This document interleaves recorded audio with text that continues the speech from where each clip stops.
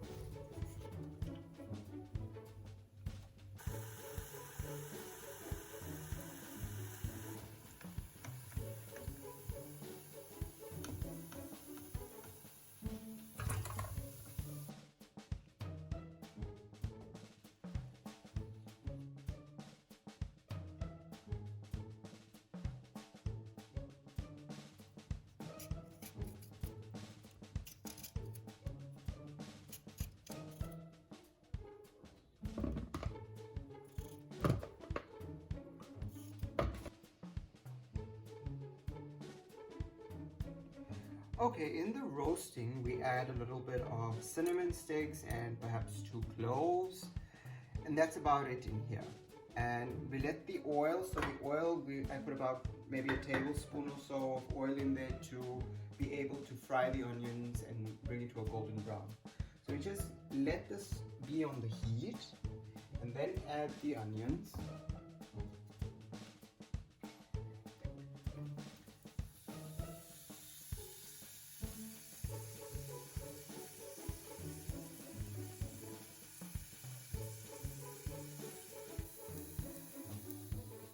This is about the most important step in the entire curry. You have to take your onions off the heat as soon as it's turned a golden brown, not completely burnt or black. You just want it a little bit golden brown. And now we add all the ingredients in here. So I'm adding about a teaspoon of red chili, about a teaspoon of ginger, and about a teaspoon of garlic. And then, as I mentioned earlier, we would just use the masala dabba, all the spices in there, some turmeric, some salt. I mean, it's entirely dependent on your flavor of salt. Some coriander powder and some cumin powder. And lastly, a little bit of red chili powder, or paprika also will work pretty fine. Now, what we're going to do here is something we call a vagar, or tempering or roasting. And I put this back onto the heat, and then I will continue cooking this a little bit. Yeah? Until it becomes fragrant. This is very, very important. If you do not do this, your spices will not have a roasted flavor, and by in turn giving it a very good flavor.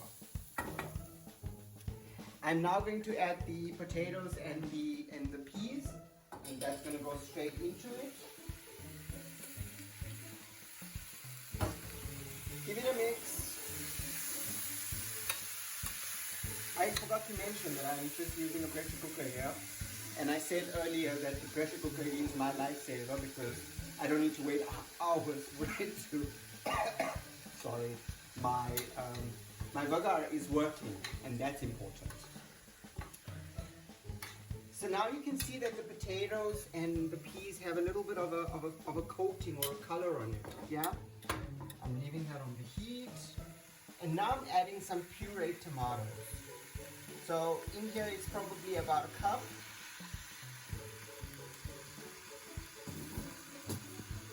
Yeah, and give it a mix.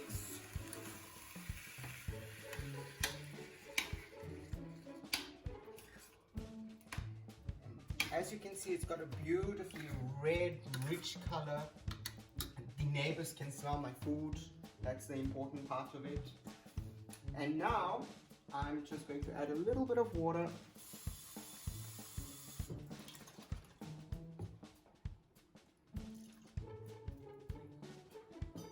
And it should look like that. Just give it a good coating, just so that everything is covered. And then I'm just going to add my lid on this, and this is the pressure cooker lid. Just keep it safely in there. And I've got a whistle pressure cooker, so I quite like this.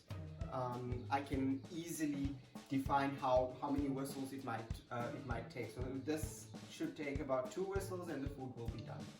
And just put my whistle on. The electric one, on the other hand, you would have to give it some time. So if I would suggest to you, probably about 7 minutes should be more than enough in your electric pressure cooker. But same process, and that's the important thing. I'm now going to reduce the heat to say medium-high. So yeah, medium-high should be fine, and wait for 2 whistles, and then we'll come and have a look.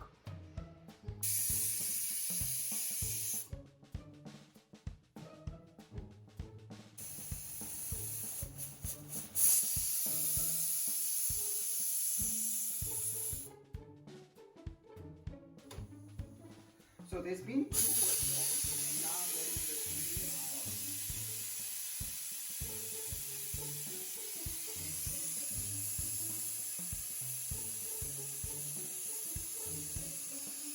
Please be careful. You'll have to take out the steam, otherwise you will have a problem, and it can be fatal.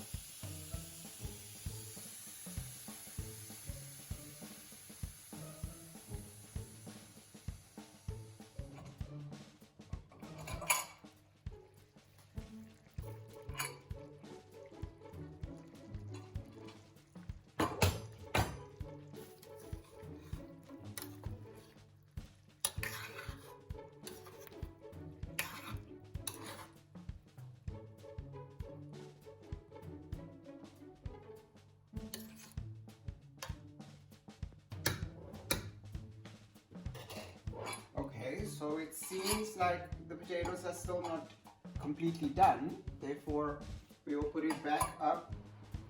Okay, so the potatoes seem to be soft and cooked, and now what we're going to do is we're just going to transfer it into a bigger pot, because as you can see, this is not very big. Okay, so once the potatoes are done and you've transferred it to a bigger pot, well, I just transferred it because my pressure cooker is a little smaller. What you need to do is you need to ensure that it's a little bit liquidy or at least soupy. And then what we need to do is we're just going to add a little bit of garam masala. So I would say about a teaspoon or so. And we just give that a mix. And once we do that, the only thing left to do is add the Bhagat Moothia. So the Bhagat Moothia, we had fried earlier, and now we're just going to add it to the main dish.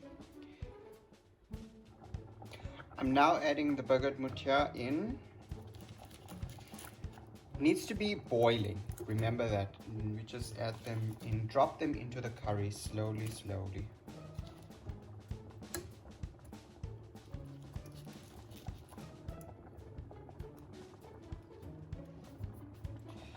And then we're just going to give it a bit of a mix.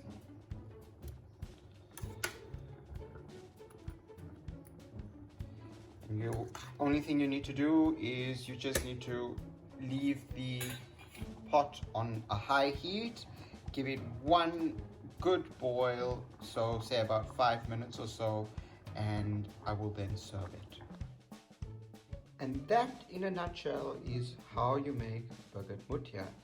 As you can see, the Moothia is on the top in the bowl, and then on the right hand side you've got your batura or your fooletcha.